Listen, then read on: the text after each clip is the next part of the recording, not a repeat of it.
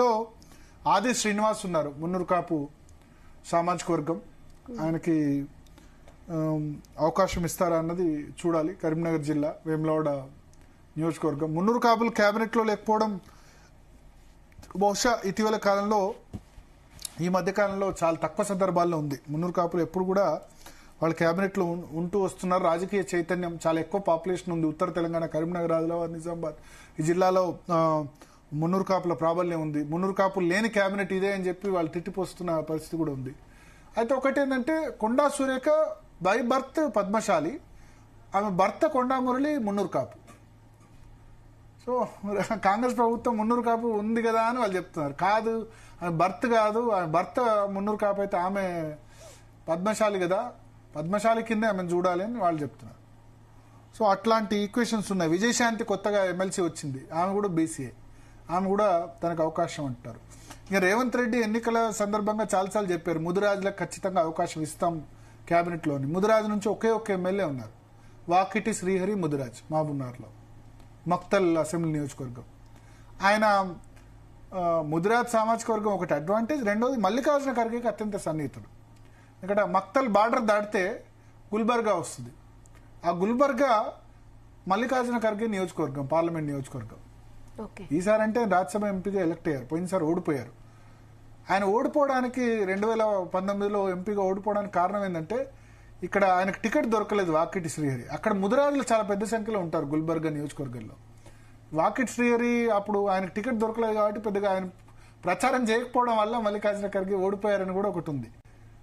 So ఆ తర్వాత మొన్న ప్రచారం చేశారు, మల్లికార్జున ఖర్గే రిలేటివ్ ఎవరినో పెడితే వాళ్ళు గెలిచారు మొన్న ఎంపీ ఎలక్షన్స్లో.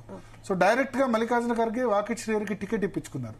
సో ఆయన ద్వారా డైరెక్ట్గా ఉంది. ప్లస్ బీసీలో అవకాశం ఇవ్వాలి కాబట్టి ఇప్పుడు బీసీలు క్యాబినెట్లో పొన్నం ప్రభాకర్ ప్లస్ కొండా సురేఖ ఉన్నారు. కాబట్టి ఆ ఇద్దరు కాకుండా మళ్ళా వేరే వాళ్ళకు కూడా అవకాశం ఇస్తే గనక ఇట్లా ఉండొచ్చు అని చెప్పి వినిపిస్తుంది. వాకిటి శ్రీహరి ముదిరాజ్, విజయశాంతి ప్లస్ ఆది శ్రీనివాస్. ఇంకొక కొద్దిమంది ఎమ్మెల్యేలు కూడా బీసీ సామాజిక వర్గం ఉన్నారు. బీర్లా ఎలయ్య యాదవ్, కుర్మ సామాజిక వర్గానికి సంబంధించిన వ్యక్తి, మన ఇక్కడ యాదాద్రి భువనగిరి జిల్లాకు సంబంధించి ఆయన ఉన్నారు, ఆలేరు నియోజకవర్గం.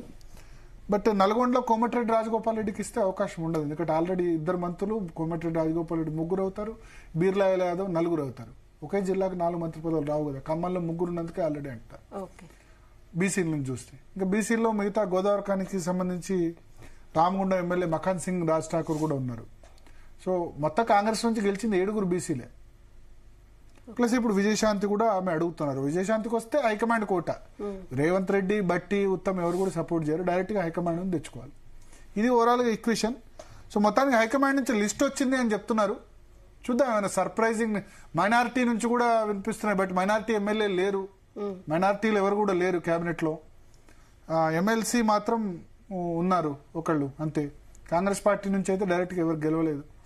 సో మరి వాళ్ళకి వేరే ఏమన్నా చీఫ్ విప్ ఇంకెవరైనా వేరే పదవి ఇస్తారా, deputy speaker.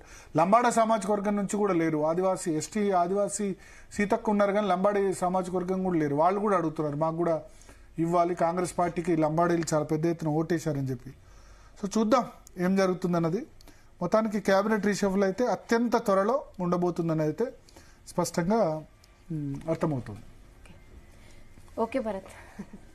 So actually recently కూడా మంత్రి పదవులు అనౌన్స్ చేస్తున్నారు అన్నారు, బట్ అది కూడా ఆగింది.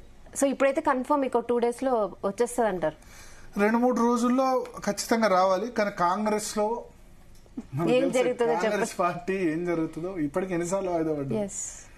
ఏమంటారు, ఓ శ్రీ రేపురా అని రాస్తారు కదా, అట్లా కాంగ్రెస్ పార్టీలో చివరి నిమిషంలో మంత్రి పదవులు, ముఖ్యమంత్రులే తారుమారైపోయిన పరిస్థితి ఉంది. మళ్ళీ ఎవరో కంప్లైంట్ చేస్తే ఏమైనా జరగచ్చు. అట్లా జరిగింది కూడా. ఇప్పుడు హర్యానా ఎలక్షన్స్, మహారాష్ట్ర ఎలక్షన్స్, పోయినసారి ఉగాదికి వెళ్ళినప్పుడు మహేష్ గౌడే పిసిసి ప్రెసిడెంట్ అనౌన్స్ చేశారు. ఇదే చివరి మీటింగ్ మంత్రివర్గం గురించి అన్నారు, కానీ కాలేదు కదా.